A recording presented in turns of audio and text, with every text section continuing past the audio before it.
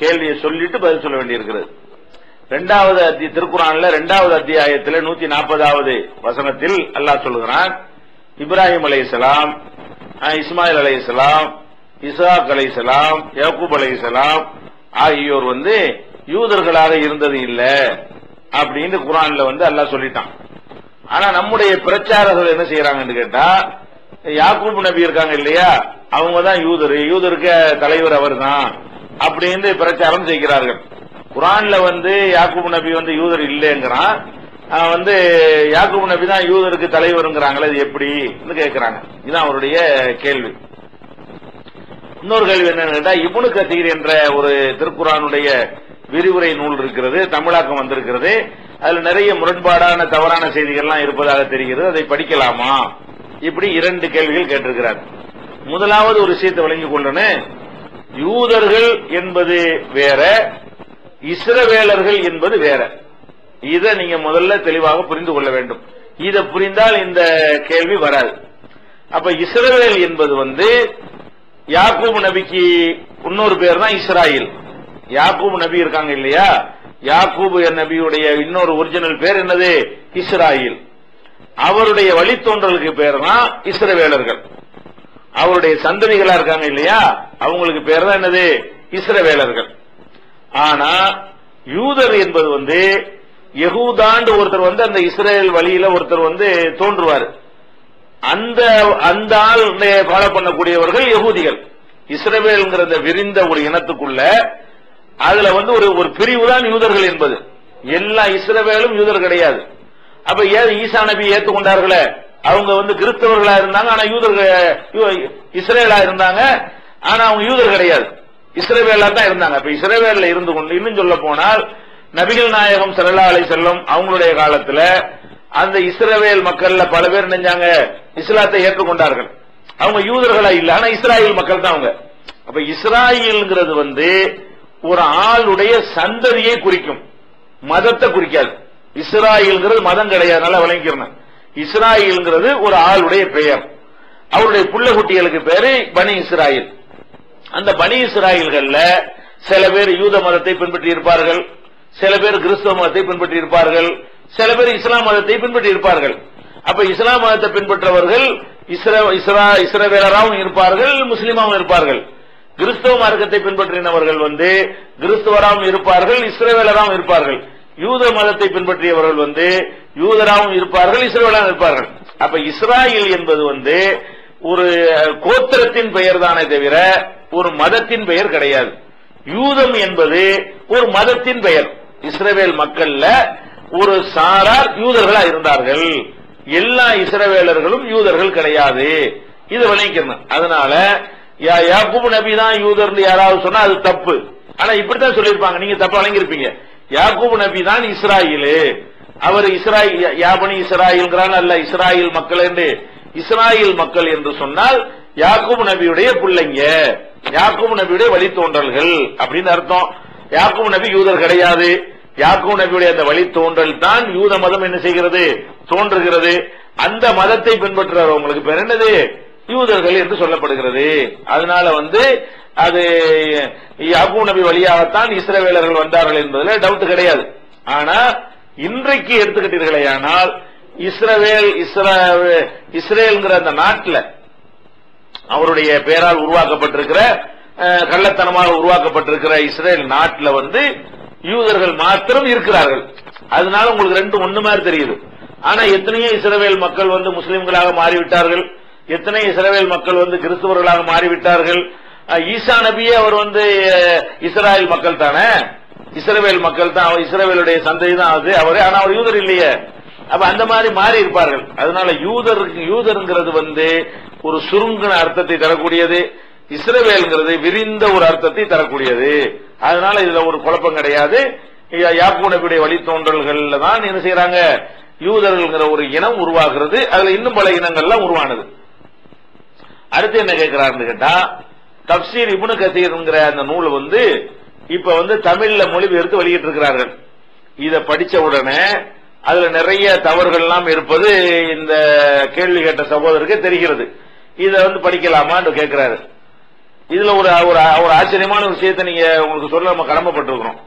இப்ப இருக்கிற தப்சீர்கள்ல அரபு மொழியில் எழுதப்பட்ட இருக்கிற தப்சீர்கள்ல உருப்படியான 2-3 தப்சீர்ல இப்னு கசீர் ஒண்ணு. நல்லா விளங்கிருங்க. உருப்படியான தப்சீர்பாங்கல அந்த தரத்தில் உள்ள தப்சீர்கள்ல இப்னு கசீர் என்ன இருக்குது, ஒரு முதலிடத்தில் இருக்குது என்று கூட சொல்லலாம். அந்த அளவுக்கு ஒரு ஆத்தன்டிக்கான தப்சீர் என்று எல்லாருமே என்ன செய்வாங்க, அதை பாராட்டுவார்கள். அப்ப இப்னு கசீரே உங்களுக்கு இப்படி இருக்குமே என்று சொன்னால் அதுலயே அதுல உள்ள தவறுகளும் இருக்கிறது. நீங்க சொல்றபடி இப்னு கசீர்ல நிறைய தவறான செய்திகள்லாம் இருக்கிறது. ஆனால் அந்த தவறான செய்திகள்லாம் இருக்கக்கூடிய இப்னு கசீர் தான் உள்ளதுக்கு பரவாயில்லைங்கிற சர்டிபிகேட் வாங்கி இருக்கிறது. அரபு மக்கள் மத்தியில, அறிஞர்கள் மத்தியில, இமாம்கள் பெரியார்கள் மத்தியில இப்னு கசீருக்கு என்ன பேரு, அதுதான் டாப் சூப்பர் தப்சீர். அதுக்காகத்தான் இப்னு கசீர் மொழிபெயர்க்க செஞ்சாங்க. இத இப்னு கசீர் இப்படி இருந்தா மத்தது மொழிபெயர்த்து விட்டான்னு வைங்க, ஓடியே போயிடும் இஸ்லாத்தை விட்டு. அப்படி இருக்கும் குப்பையெல்லாம். இது கொஞ்சம் குப்பை இருக்கும் போது உங்களுக்கு என்ன செய்ய முடியல, இது படிக்கலாமான்னு கேக்குறீங்க. ஆனா வேற வேற தப்சீர்கள் இருக்குத, இதெல்லாம் அதுக்கு மிஞ்சினது. நீங்க இந்த ஷேக் அப்துல்லா ஜமாலி விவாதத்துல பார்த்தா தெரியும், தப்சீருங்கிறத போல என்னென்னலாம் எழுதி விட்டு அடிச்சிருக்காங்க. அந்த மாதிரி எல்லாம் தப்சீர்லாம் இருக்கக்கூடிய நேரத்தில் உள்ளதுக்கு பரவாயில்லைங்கிற தப்சீரே இப்படித்தான் இருக்கிறது. நீங்க சொல்றபடி நிறைய இப்னு கசீர்லயும் தவறுகள்லாம் இருக்கிறது. அதனால படிக்கலாமான்னு கேட்டா படிக்கலாம். யார் படிக்கலாம்னு கேட்டா, யார் ஆய்வு கண்ணோட்டத்தோடு இருப்பாரோ, கெட்டதை நல்லதை பிரித்து அறிந்து கொள்ளக்கூடிய தகுதியில் இருப்பாரோ, அவர்தான் நல்லதும் கெட்டதும் கலந்திருக்கிற புஸ்தகத்தை படிக்கலாம். ஆய்வுக்காக தெரிந்து கொள்வதற்காக படிக்கலாம்.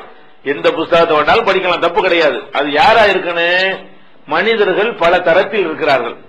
அரபில் எழுதப்பட்டதெல்லாம் மார்க்னு நினைக்கிறவன் இருக்கிறான், தப்சீர்ங்கிற பேரை சொன்னா மார்க்னு நினைக்கிறவன் இருக்கிறான். இந்த தான் இருக்குதுல அப்படிமா ஆதாரம்னு சொல்லிடுவான். அந்த மாதிரியாக மார்க்கத்தினுடைய அடிப்படை உசூல்கள், சட்ட விதிகள்லாம் தெரியாத ஒருத்தர் இருந்தால் அவர் என்ன பண்ணக்கூடாது, நேரடி தமிழாக்கத்தை படிச்சுட்டு போங்க. அல்லது சரியானது என்று ஒரு நம்பிக்கை இருக்கக்கூடிய நூல்களை என்ன செய்யுங்க, படிங்க. இதுல சரியானதும் கலந்திருக்கு, தவறானதும் கலந்திருக்குது என்று இருக்குமையானால் அதை கூர்மையான மதி இல்லாதவர்கள் அதை படிக்க கூடாது. படித்தா நம்ம அதை நெசம் நினைச்சு வழிகட்டு போயிருவோம். அதை உண்மை என்று நம்பி நம்ம நினைச்சிருவோம், வழிகட்டு போயிருவோம். இது சொற்பொழிவை கேட்கற கூட இந்த அளவுகள் தான். சொற்பொழிவு இருக்குது, யார் பையனையும் போய் கேட்டா என்னன்னு சொல்லிடக்கூடாது. கேட்கலாம், எப்ப கேட்கலாம், இந்த ஆளு விட்டு அடிக்கிறாரு கரெக்டா சொல்றாருன்னு கண்டுபிடிக்க தெரியணும். உங்களுக்கு கண்டுபிடிக்க யாருக்கு இயலுமோ அந்த மாதிரி ஆட்களா தான் என்ன செய்யுங்க, சரியானது தவறானது யாரு இருந்தாலும் போய் கேட்க போகலாம். அல்லது உங்களுக்கு என்ன தெரியுது, இவனுக்கு மார்க் அறிவே கிடையாது, விட்டுதான் போய் தான் சொல்ல போனான்னு நல்லா தெரியுமே. ஆனால் அது மாதிரியான ஒரு இடத்துக்கு நீ போக தேவையே கிடையாது. அல்ல நல்லதும் கெட்டதும் கலந்து சொல்றாரு, அதுல கெட்டது எது நல்லது எது நம்ம பிரிச்சு அறிய முடியாது என்று இருக்குமையானால் அந்த மாதிரி தகுதி உள்ளவர்களும் இந்த மாதிரி நூல்கள் எல்லாம் படிக்க கூடாது. பொதுவாக ஓரளவுக்கு சிந்தனையோட உள்ளவர்களா இருந்தா என்ன செய்யலாம், எல்லாத்தையும் தான் படிக்கணும். எல்லாத்தையும் படிச்சாதான் அதுல உள்ள சரியானது குர்ஆன்ல இருந்து எடுத்து காட்டுற ஆதாரம். இப்னு கதீர் எடுத்துக்கிறங்க. இப்னு கதீர் எடுத்தீங்கன்னா சில வசனங்களுக்கு சில வசனங்களை மேற்கோள் காட்டி விளக்கம் சொல்லுவாரு. சூப்பரான ஒரு நடைமுறை அது. குர்ஆனை கொண்டே விளக்கம் சொல்லக்கூடிய ஒரு அம்சம் இப்னு கதீர்ல நிறைய தூக்கலாக இருக்கும். அது நீங்க எடுத்துக்கிறங்க. ஒரு குர்ஆன் ஆயத்தை போட்டு என்ன செய்வார் இப்னு கதீர், ஹதீஸ்களை கொண்டாந்து முட்டு கொடுப்பாரு. அந்த குர்ஆன் ஆயத்தையும் போட்டுருவாரு, அது தொடர்பா வந்திருக்கிற ஹதீஸ்கள் எல்லாம் கொண்டு வந்து என்ன செய்வாரு, அதை சேர்ப்பாரு.